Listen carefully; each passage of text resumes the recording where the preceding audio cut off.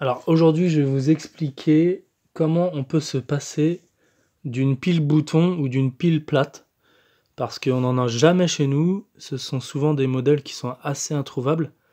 Par exemple, dans cet appareil, j'avais une 2032, donc c'est une pile plate qui fait 3 volts en continu, parce qu'il faut savoir que les batteries sont toujours des sources d'énergie continues, avec une polarité plus-moins.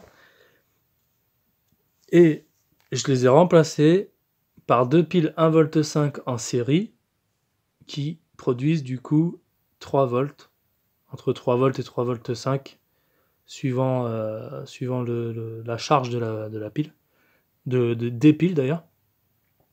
Et donc voilà, j'ai un appareil qui était chez moi, dont je voulais me servir rapidement.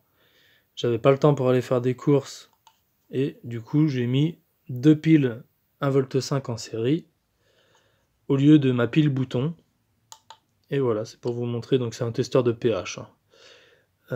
C'est pour vous montrer que ça fonctionne bien et que vous pouvez, où que vous soyez, vous servir d'un appareil sans être obligatoirement obligé d'utiliser la pile fournie avec l'appareil, parce que des fois ce sont des piles qui sont presque introuvables ou qui ne se font plus ou qui viennent d'un autre pays, et la donnée la plus importante, c'est vraiment de savoir quel est le voltage d'origine et de retrouver le même voltage pour faire fonctionner votre appareil.